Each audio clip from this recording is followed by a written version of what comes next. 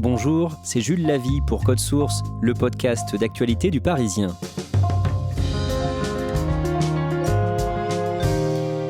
Le village de Malrevers, en Haute-Loire, abrite une petite communauté religieuse d'une centaine de membres. Elle a été créée en 1972 par des anciens de La Famille, cette communauté secrète parisienne dont nous vous avons parlé dans les 2 précédents codes sources. À Malrevers, le chef de la collectivité est accusé d'avoir commis des sévices sur plusieurs enfants. L'un d'entre eux, devenu adulte, raconte son histoire aujourd'hui dans Code Source. Joseph Fer a 31 ans, il habite à Dijon. Il a accepté de recevoir Ambre Rosalin.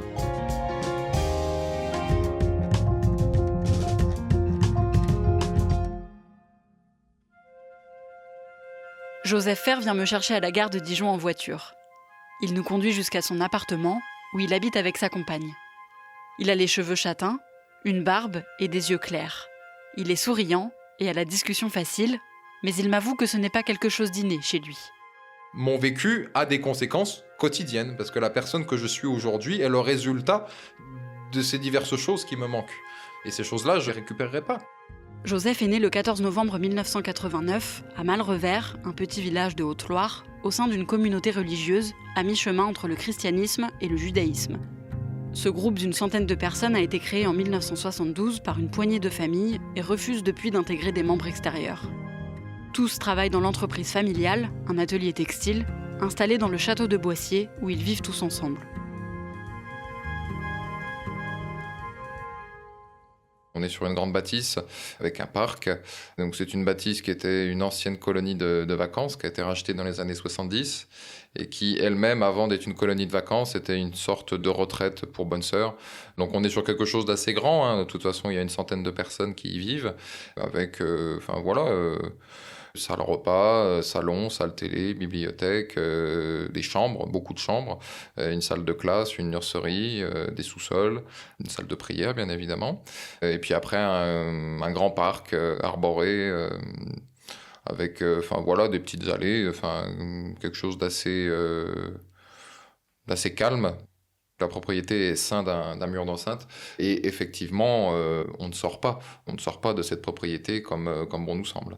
Dès sa naissance, Joseph est retiré à ses parents, car au sein de la communauté, tous les enfants sont élevés en commun. Petit, il grandit dans la nurserie, à l'étage du bâtiment, à l'écart des adultes et des enfants plus grands. Seuls quelques membres, qu'on appelle des oncles et des tantes, ont le droit de s'occuper des plus petits. Les parents n'ont pas le droit de passer un moment avec leurs enfants, sauf le vendredi soir, après la prière d'entrée dans le Shabbat, que le groupe religieux fête le samedi. Il y a en fait à la fin de cette prière la bénédiction des enfants et c'est une des rares fois en fait, si ce n'est la seule fois où vraiment les parents ont un rôle en tant que parents, en tant que tels. Chaque père de famille a ses enfants qui viennent se mettre en rang devant lui et il va les bénir à tour de rôle avec la main au-dessus de la tête. C'est une petite prière qui dure 2 minutes, même pas. Les parents remontent chacun dans leur chambre et ils ont un petit temps, c'est quelques minutes, où les enfants de la nurserie vont également avec eux dans leur chambre. Et là, il y a un petit moment privé avec les petits-enfants et leurs parents. Pour être tout à fait sincère, ce fameux petit moment, on va dire, en tête-à-tête entre parents-enfants, j'en ai 0 souvenir. Ça ne représente pas forcément quelque chose pour moi. Donc non, il n'y a pas de relation parents-enfants. On les considère même pas comme nos parents en fait. Bon, on sait ce que ça veut dire un père ou une mère. On sait, on les identifie, on sait qui c'est, mais le lien est inexistant en fait. Si on a un lien, il est avec la personne qu'on côtoie quotidiennement en fait et qui s'occupe de nous. Joseph est l'aîné de sa fratrie. Il a un petit frère, Mathieu, et 2 petites sœurs, Laetitia et Cynthia, avec qui il ne noue pas non plus vraiment de relation. En 1996, alors que Joseph fête ses 7 ans, il quitte la nurserie pour aller vivre au rez-de-chaussée avec les adultes. Mais Joseph se tient à l'écart de ses parents, de peur d'être réprimandé. Nos parents, en fait, il vaut mieux s'en méfier qu'autre chose. Il ne peut pas y avoir entre un individu et un autre, on va dire, un lien spécifique, essentiellement par le sang, donc soit enfant, parent, ou soit frère, sœur. C'est quelque chose qui est, instauré dès notre naissance, en fait. Donc en soi, quand on connaît que ça, c'est la normalité, en fait. On se pose pas la question de est-ce que mes parents me manquent, ou est-ce que lui c'est mon frère, machin. Non. Joseph se souvient d'une éducation très stricte. La semaine, il ne va pas à l'école, mais fait classe avec les autres enfants de la communauté, au sein même du château de Boissier. Le dimanche, après le jour chômé du samedi, Joseph doit réaliser tout un tas de corvées, comme le nettoyage des voitures ou le ramassage des feuilles en automne. Albert, le chef de la communauté, surveille tout le monde, aidé par son bras droit Chantal et son fils, Joël Fer, qui porte le même nom de famille que Joseph, sans que ce dernier ne connaisse leur véritable lien de parenté. C'était un grand brun avec un regard sévère, des lunettes à gros carreaux là, et son ceinturon en cuir noir avec une boucle en métal. Le lien que j'avais avec lui, il est assez simple, c'est un lien parent-enfant, un lien paternel. Quand on est enfant, la personne à qui on pense tout le temps à faire plaisir, ou du moins qu'il a une bonne image de nous, pour n'importe quel gamin, c'est son père, normalement. Mais il y a ce même genre de relation qui se met en place, en fait, entre les enfants et lui. Albert, le chef de la communauté, tombe malade et ne sort plus de sa chambre jusqu'à sa mort en 1999. Joël prend alors une place de plus en plus importante dans la communauté et dans l'éducation des enfants. Il instaure un système de cahiers de notes dans lequel sont inscrits les résultats scolaires des enfants, mais aussi leurs notes de comportement. Tous les vendredis midi, Joël inspecte le cahier et sanctionne les mauvais élèves. En fonction de la note, ça pouvait aller d'une gifle à une volée, des coups de poing, ça pouvait être des coups de bâton, ça pouvait être une fessée déculottée, ça pouvait être diverses choses, mais sévices physiques, de toute façon, quoi qu'il arrive. À partir du moment où il y a eu ce système qui a été mis en place, je n'ai pas connu un vendredi, pas un seul, où personne ne se faisait tarter. C'est jamais arrivé. Il y en avait toujours au moins un dans le lot qui y passait. Arrivé à 11h, par magie, on avait tous envie de pisser. On voulait tous aller aux toilettes. C'était la peur, en fait, bien sûr. On avait tous la boule au ventre et on regardait l'horloge. On savait que, vers 11h30, midi, on ne savait pas trop exactement à quelle heure, mais dans cette tranche horaire-là, il allait débarquer et relever le carnet de notes. Et on se pissait littéralement dessus. À chaque mauvaise note, ou à chaque fois que Joël juge son comportement déplacé, en plus d'être frappé, Joseph est puni. Parfois, il doit copier des centaines ou des milliers de lignes. Il pouvait aussi être décidé des punitions, on est resté au coin à genoux par terre, les mains sur la tête. Et puis après, ils se sont dit, on peut encore corser un petit peu la chose, c'est-à-dire qu'on va les mettre à genoux, mais à genoux sur le tapis de la salle de classe. Parce qu'il y avait un tapis, mais vous savez, les vieux tapis marrons, là, bien rêches. Et après le tapis, ils se sont dit, mais on peut en faire encore mieux que ça. On va les mettre à genoux sur des graviers. C'était pas 5 minutes, ni même 1 heure. Moi, j'ai passé des journées. Des semaines, et j'ai passé comme ça. Et quand ils estimaient qu'on faisait des caprices, ou qu'on répondait, ou qu'on était pas sage, ça se terminait enfermé à la cave. C'était on te chope par un bras, puis on te descend à la cave, et puis on t'enferme dans la pièce, on ferme la clé, et puis ciao, bonsoir, quoi. Donc ça pouvait être quelques heures, juste le temps que le gamin se calme. Et ça pouvait être ensuite beaucoup plus long. J'ai eu droit à des séances à la cave où on était enfermé la journée entière, où on nous ressortait en toute fin de journée le soir pour manger, faire la prière, aller se coucher, et puis le lendemain, rebelote, on nous redescendait là-bas. Joseph sort pour la première fois du château de Boissier à sa rentrée de 6e, l'année de ses 11 ans. La communauté lui dit de se méfier du monde extérieur et lui interdit de côtoyer les autres enfants. Alors Joseph s'isole et ses camarades s'en prennent régulièrement à lui. En 5e, il est placé en pension et rentre chez lui le week-end, où les sévices continuent. Un dimanche après-midi de novembre, il doit aller ramasser des feuilles mortes avec son père et son cousin Daniel. Ils travaillent dans la bonne humeur et les 2 enfants chahutent dans le camion qui leur sert à débarrasser les gros sacs de feuilles. Joël les observe par la fenêtre, depuis le bâtiment. Je descends du camion, je vois qu'on me fait signe d'approcher. J'avance et au moment où je me retrouve devant lui, ça a été tellement fort, en fait, la tarte, que pour le coup, je l'ai même pas senti. Je vois juste un geste qui part et je me retrouve par terre. Ensuite, Joël, il me chope par un bras, il me force à me remettre debout. On rentre dans la cuisine et puis on descend en direction de la cave. On est à peine en bas de l'escalier de la cave qui me jette, qui commence à me foutre des coups de pied, qui me fait me relever. Après, c'est des coups de poing. À force de me malmener comme ça dans tous les sens, à me tirer, à me taper, à me faire tomber, je me retrouve à moitié déshabillé. J'ai plus de t-shirt, j'ai plus rien. À ce moment-là, il me demande de déshabiller totalement, en fait. Je veux pas, il force. Et il continue à me tabasser. Et à un moment donné, il me laisse par terre. Et je le vois qui s'éloigne. Et après, il revient avec son gourdin. Et il recommence à me taper dessus avec le bâton. Je ne peux même plus crier, pleurer, rien. À ce moment-là, c'est une des premières fois où je me mets à penser à la mort et du coup, l'image qu'on peut se faire de l'enfer, en fait. Pour moi, j'ai comme une absence, en fait, à ce moment-là. Je reviens à la réalité brusquement quand je sens une douleur encore plus vive qu'une autre. À l'arrière-train, en fait, on va dire ça clairement. Parce que, en fait, cette espèce de cinglé n'a pas trouvé mieux que de me faire une pénétration anale avec son gourdin. Et là que je commence à entendre dans des vociférations des débuts d'explications du style ah mais c'est donc ça que t'apprends au pensionnat. Tu veux que je demande à tous les hommes de la communauté de défiler devant toi en te jetant leur slip dessus. Et au travers diverses vociférations, j'entends les mots pédale. En fait, il m'était tout simplement reproché d'avoir eu un comportement homosexuel avec mon cousin.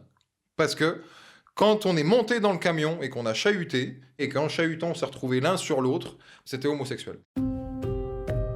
En septembre 2003, Joseph rentre en 3e. Quelques semaines plus tard, un des professeurs de son cousin Franck, qui subit lui aussi les sévices de Joël, remarque des traces de coups sur son corps. Le soir même, Franck est placé dans un foyer et une enquête est ouverte. Joël et sa mère Chantal demandent aux parents de Franck et à ses frères et sœurs de quitter Malrevers. Mais aussi à Joseph, ses parents et ses frères et sœurs, accusés d'avoir aidé Franck à déstabiliser la communauté. Il s'installe alors à Dijon, Joseph a 14 ans et il vit ce départ forcé comme une injustice. Il ne veut pas vivre avec cette famille qu'il ne connaît finalement pas vraiment et demande à être placé en foyer. Là, j'ai de la colère, vraiment beaucoup de colère en moi. Les quelques gamins qu'il y a dans le foyer, il y a de la petite délinquance. Je commence à les côtoyer un peu, je découvre l'alcool, la drogue. Moi, le seul cadre éducatif que j'ai connu, c'est la peur de la punition et la peur des coups. Et on y était habitué et ça nous faisait marcher droit. Sauf que là, le monde dans lequel je viens, on frappe pas un enfant. Et on va pas mettre un enfant à la cave. Je ne connais pas la limite des adultes. Et en fait, je suis plutôt dans une démarche de voir jusqu'où je peux aller. Parce que je me dis même qu'à la limite, je pourrais peut-être même moi gifler un éducateur sans qu'il m'arrive rien. Et à un moment donné, c'est grisant en fait. Ça dure pas longtemps, mais il y a une petite période un peu de sentiment de toute puissance. Et puis en plus, je me rends compte que du fait que je suis enfant, je suis protégé. Je vais pas aller en prison. Je peux me permettre de faire un peu tout et n'importe quoi. C'est un choc énorme en fait et ça part. Ça explose. Joseph ne va plus à l'école et redouble sa 3e à Châtillon-sur-Seine, à 1 heure de Dijon, où il est placé en famille d'accueil. Il y reste 2 ans avant de trouver un apprentissage en CAP cuisine et de revenir à Dijon. Je me retrouve lâché vraiment tout seul, autonome, sur Dijon. J'ai pas encore 18 ans, j'ai un peu d'argent. Donc ça finit dans les bars de nuit tous les soirs, toute la semaine, tout le temps. Avec de nombreuses rencontres sexuelles diverses et variées. Et jamais la même personne, toujours des soirs différents, de l'alcool, de la drogue. Pendant toute cette période-là, cette histoire de Malrevers, j'y pense plus, ou du moins je fais tout pour ne plus y penser. Et c'est sûr qu'avoir une vie totalement débridée, ça aide à ne pas penser. Il finit par quitter son apprentissage et vit de petits boulots pendant environ 2 ans. Puis il trouve un travail dans la communication qui lui plaît beaucoup et rencontre sa petite amie. Joseph a la vingtaine et trouve une stabilité en travaillant jusqu'à 70 heures par semaine. À l'été 2019, il est à quelques mois de son 30e anniversaire. Pour la première fois depuis longtemps, il se retrouve avec beaucoup de temps libre et décide d'aller rendre visite à ses parents, installés à Saint-Étienne, alors qu'il n'a plus de contact avec eux depuis près de 15 ans.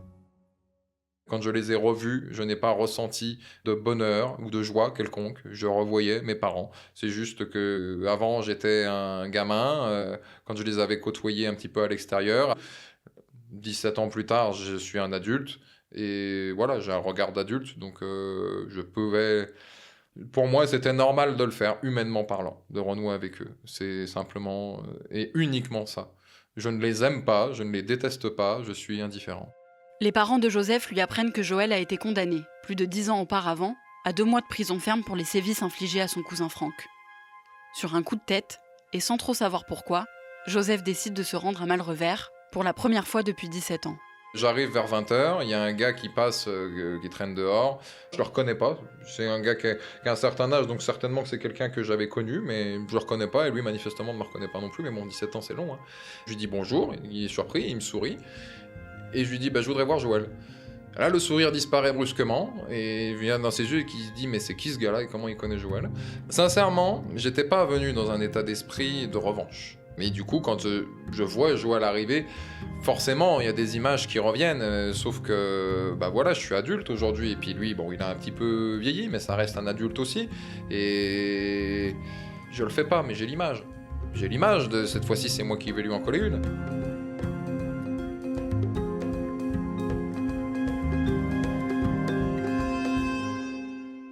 Je vois qu'il me reconnaît pas, donc quand même je m'en amuse un petit peu.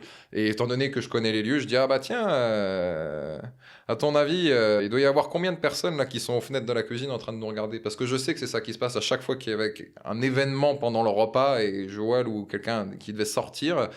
Tous les petits curieux qui sortaient de table et qui vont vers la cuisine et qui vont regarder. Donc je sais qu'il y a plein de gens qui regardent par la fenêtre. Et je lui dis ça.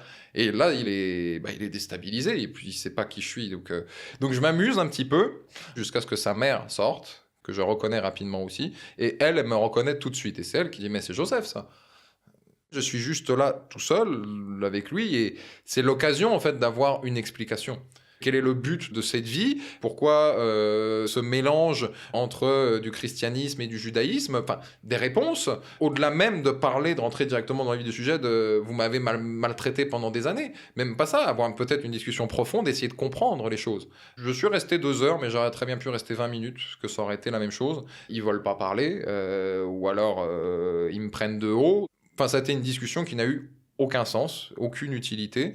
Je ne sais pas qu'est-ce que j'étais venu chercher. En tout cas, je suis reparti comme j'étais venu, c'est-à-dire sans réponse, en fait. 1 an après son retour à Malrevers, Joseph décide de témoigner. Il contacte d'abord le journal local Le Progrès en juillet 2020, puis Le Parisien, quelques mois plus tard. Il parle à visage découvert pour enfin se libérer du poids de son passé et tirer un trait sur sa famille. Je suis pacsé depuis le début de l'année, donc ma copine, elle a des parents, donc j'ai une belle famille. Je les considérerais, oui, dans ce qu'il y a de ce qui pourrait s'approcher le plus d'une famille, oui, effectivement. Quand on me parle de famille, instinctivement, à l'heure actuelle, dans la vie que j'ai aujourd'hui, je vais plutôt penser à ces gens-là plutôt qu'à mes propres parents. Je ne les considère pas comme étant de ma famille. S'il advient qu'un jour je me marie, je m'empresserai de changer de nom. S'il y a bien une chose, je ne sais pas si j'aurai des enfants, parce que pendant longtemps, je n'en ai pas voulu. Après, bon, bien sûr, on arrive à un certain âge. Je me dis que j'ai plus de chances d'avoir des enfants que de ne pas en avoir. Mais il y a bien une chose que je ne veux pas, c'est que mes enfants portent ce nom de famille de fer. C'est inenvisageable pour moi. Et que jamais de leur vie, ils entendent parler d'où ils viennent, de leurs origines, qu'ils n'entendent jamais parler de ça.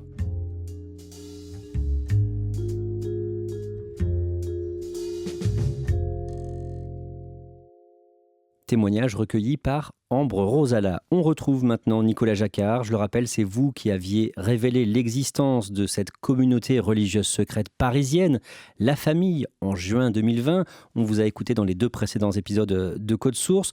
Vous avez consacré un livre à La Famille. Vous avez aussi parlé dans plusieurs chapitres de Malrevers. Ces 2 communautés, elles n'ont plus de lien aujourd'hui ? C'est en tout cas ce qu'on nous dit à Malrevers. Les liens sont extrêmement ténus entre ces 2 communautés. Ça fait maintenant près de 50 ans que Malrevers existe, que Malrevers s'est formé, et il y a une vraie défiance par rapport à la famille parisienne. Sachant que par contre, quand on enquête un petit peu plus, on se rend compte que derrière cette différence, derrière cette séparation de façade, il y a quand même quelques liens qui ont été conservés, notamment quand des membres de Malrevers quittent cette communauté ou en sont expulsés. On s'est rendu compte qu'à plusieurs reprises, certains d'entre eux avaient été accueillis justement par la famille parisienne. Les violences très graves que vient de décrire Joseph Faire au micro d'Ambre Rosala, est-ce qu'elles ont fait l'objet de poursuites judiciaires ? Alors pas en tant que tel, c'est justement l'un des questionnements juridiques actuels. Quand Joël Faire a été condamné en 2008 pour violence habituelle sur mineur, il l'a été exclusivement pour des faits commis à l'encontre de Franck, qui est le cousin de Joseph. Mais pour ce qui est des violences contre Joseph, Joël Faire n'a pas été poursuivi et donc pas condamné. Joël Faire, donc le chef de la communauté, qu'est-ce qu'il répond à ces accusations ? Quelle est sa version des faits ? Alors, je l'ai sollicité vraiment au tout début de l'enquête. J'ai sollicité Malrevers. On a refusé à ce moment-là de s'exprimer. C'était l'été dernier.